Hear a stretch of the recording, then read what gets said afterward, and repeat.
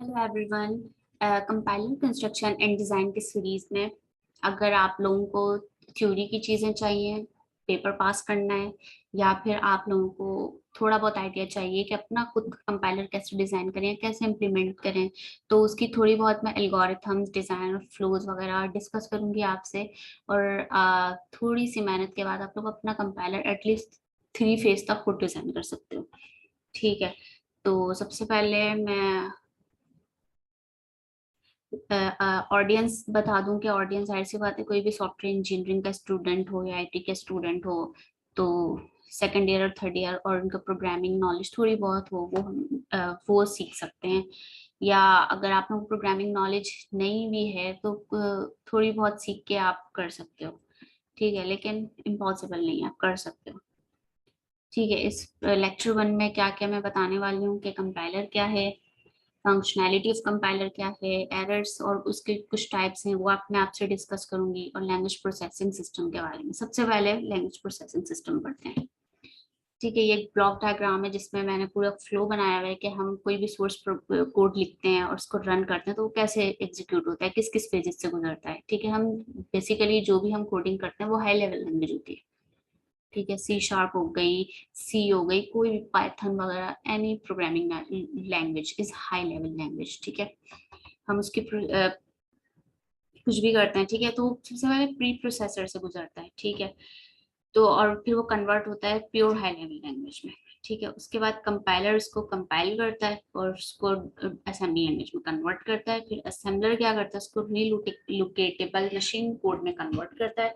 और फिर finally loader जो है एक्सी को लोड कर देता है और वो एग्जीक्यूट हो जाती है। ठीक है, प्री प्रोसेसर के बारे में थोड़ी डिटेल में पढ़ते हैं। तो ये क्या करता है कि भाई एक्स्ट्रा चीजें जो होती हैं, हेडर फाइल्स वगैरह को एलिमिनेट करता है, और भी जितनी डिफरेंट फाइल्स चाहिए होती हैं उन सबको मर्ज करता है।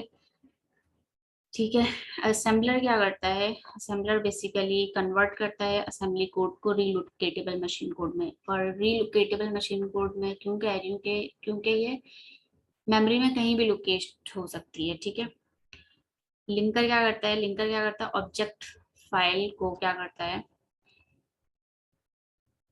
मर्ज करता है, डिफरेंट ऑब्जेक्ट्स फाइल को मर्ज करता है सिंगल फाइल बनाता है। लिंकर्स आपको वर्ड से अंदाजा हो रहा होगा कि लिंक करता है।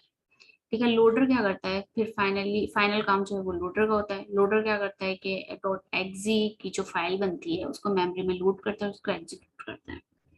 कंपाइलर, कंपाइलर क्या है हमारे पास, कंपाइलर बेसिकली एक ट्रांसलेटर है जो कि क्या करता है, हाई लेवल लैंग्वेज को मशीन लैंग्वेज में कन्वर्ट करता है। अब हाई लेवल लैंग्वेज क्या होती है, लो लेवल लैंग्वेज क्या होती है, अभी मैंने आपको बताया जैसे सी हो गई, C plus plus, C sharp, Python, all this things are high level language.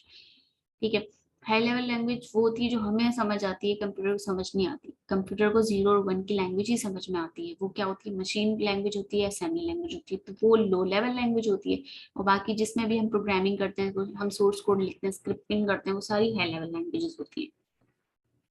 Functionality of compiler, compiler जब हम बना रहे होते हैं तो compiler during the compilation process उसकी 3 फंक्शंस हैं। सबसे पहले तो ये हमें पता है कि कंपाइलर एक ऐसा प्रोग्राम है जो कि क्या करता है, हाई लेवल लैंग्वेज को मशीन लैंग्वेज में कन्वर्ट करता है। ठीक है, ड्यूरिंग द कंपाइलेशन प्रोसेस एक और काम हो रहा होता है, एरर डिटेक्शन एंड रिपोर्टिंग। ठीक है, कि वो एरर की डिटेक्शन करते हैं कि भाई यहाँ आपके एरर्स हैं, यहाँ सिंटेक्स एरर है, यहाँ ये एरर्स हैं, यहाँ ये एरर्स हैं। ठीक है, एरर डिटेक्शन एरर रिपोर्टिंग में क्या फर्क है। ठीक है, एरर डिटेक्शन क्या है, आपके पास एक पीस ऑफ कोड आया, उसमें क्या है कि बस बताना है कि yes there is an error और there is not an error. तो ये एरर डिटेक्शन सिर्फ एरर बता रहा है, कोई को मैसेज नहीं बता रहा, कोई मैसेज नहीं दे रहा, कुछ नहीं कर रहा कि इस लाइन नंबर पे एरर है और इस टाइप का एरर है, नेचर ऑफ एरर नहीं बता रहा। ठीक है, तो ये एरर डिटेक्शन। रिपोर्टिंग क्या करता है, रिपोर्टिंग जाहिर सी बात है आपको इस वर्ड से ही पता चल रहा होगा, रिपोर्ट करता है कि ये एरर है। ठीक है, मैसेज देता है। Number 3, during the compilation process code optimize हो जाता है। कैसे हो जाता है, जाहिर सी बात है, फॉर एग्जाम्पल अगर मैं आपको एग्जाम्पल दूं तो आपने 5 लाइनों का कोड लिखा है, लेकिन अब वो 5 लाइनों का कोड जो है वो एक लाइन में भी कर सकते हो आप। मतलब कि अगर आपने एक काम किया हुआ है, फॉर एग्जाम्पल एक काम किया हुआ है जिसमें आप क्या कर रहे हो, एक मैथमेटिकल इक्वेशन सॉल्व कर रहे हो जिसमें प्लस भी है, माइनस भी है, मल्टीप्लाई भी है, डिवाइड भी है। ठीक है, तो आपने पहले में प्लस किया हुआ है, फिर इन दोनों के आंसर को माइनस किया हुआ है, फिर उन दोनों के आंसर को डिवाइड किया हुआ है, फिर ऐसे ऐसे करके आपने 5 स्टेप्स में इसके आंसर निकाला है। तो जाहिर सी बात है आप इसको वन लाइन में भी कर सकते हो। तो ये क्या करता है, कोड ऑप्टिमाइजेशन से हमारे पास दो फायदे होते हैं। टाइम कॉम्प्लेक्सिटी यानी एग्जीक्यूशन टाइम हमारा कम हो जाता है, और मेमोरी की स्पेस कम यूटिलाइज होती है। ठीक है, एग्जीक्यूशन ऑफ टाइम यानी एग्जीक्यूशन टाइम क्या है कि जितना ज्यादा नंबर ऑफ लाइंस कम होंगी उतने ज्यादा कम टाइम लगेगा, उतनी ज्यादा मेमोरी कम ऑक्यूपाई होगी। तो जाहिर सी बात है कंपाइलर का एक ये भी फायदा है। एरर्स की बात कर लेते हैं। एरर दो टाइप के हैं भाई, compile time error, run time error. Run time error क्या होता है भाई, सबसे पहले रन टाइम एरर की बात कर लेते हैं। तो रन टाइम एरर वो होता है कि जो ड्यूरिंग दी, हाँ, रन रन होने के बाद यानी डायनामिकली मतलब वो निकल के आ रहे होते हैं एरर्स, तो वो रन टाइम। फॉर एग्जाम्पल आपने कोई रन टाइम एरर ज्यादा से ज्यादातर जो है लॉजिकल एरर्स ही होते हैं जो आपने अपने कोड में मतलब अगर मैं बोलूँ तो भंड मारे होते हैं।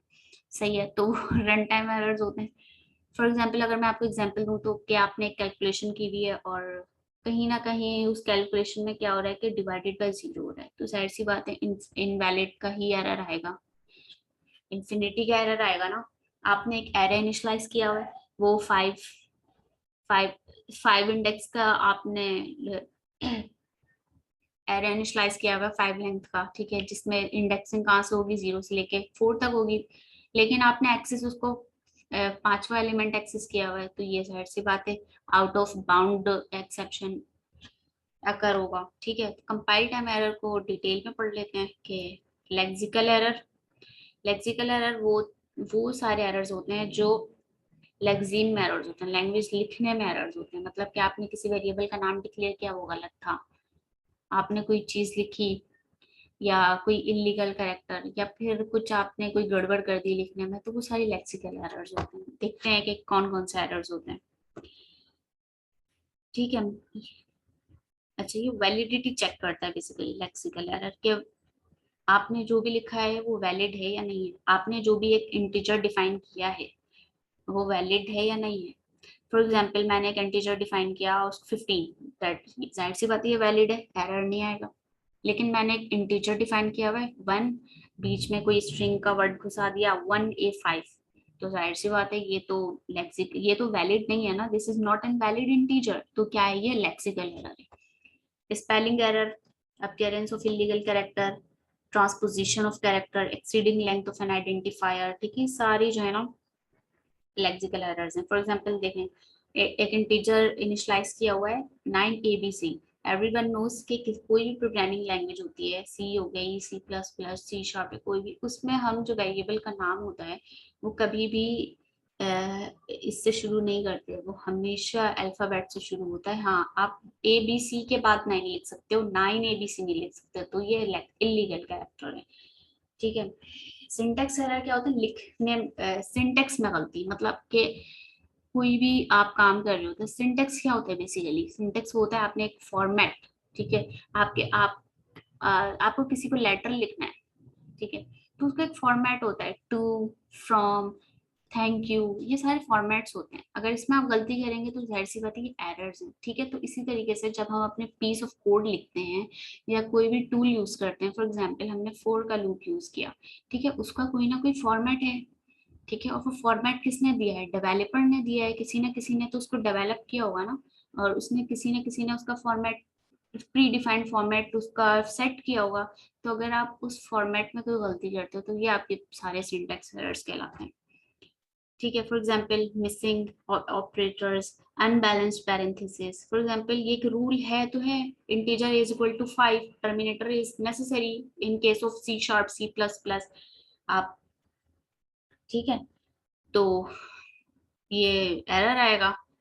सही है, आपने नीचे if number is equal to 200 लिखा हुआ है, लेकिन सबको पता है कि इफ की कंडीशन के अंदर हम कंपेयर करते हैं, असाइन नहीं करते वैल्यू, तो कंपेयर करने के लिए इक्वल इक्वल साइन होना चाहिए, इक्वल टू नहीं होना चाहिए, तो ये हमारे पास सिंटेक्स एरर है। सिमेंटिक एरर, सिमेंटिक एरर हमारे पास कंटेक्सचुअल लेवल एरर है, ये थोड़ा हाई लेवल का एरर है। मतलब कि इसमें थोड़ी लॉजिकल चीजें देखते हैं कि एक वेरिएबल हमने डिक्लेयर किया, उसी नाम का एक और वेरिएबल ना डिक्लेयर हो जाए, ठीक है, या फिर एक वेरिएबल है जो कि हमने कभी डिक्लेयर ही नहीं किया, उसे कंपाइलर को पता ही नहीं है कि ऐसा कोई वेरिएबल एग्जिस्ट करता है और हम उस नाम का वेरिएबल को यूज कर रहे हैं, तो this is also a semantic error.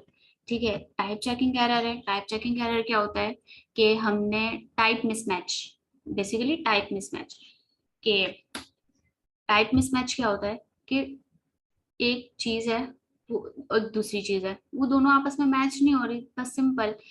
Programming की लैंग्वेज में अगर मैं बताऊं, तो आपने एक इंटीजर डिफाइन किया हुआ है, उसमें आप स्ट्रिंग को घुसा रहे हो, तो this is here type, type matching error है, तो ये एरर जनरेट होगा। तो इस टाइप के जो जितने भी एरर्स होते हैं वो सिमेंटिक एरर्स होते हैं।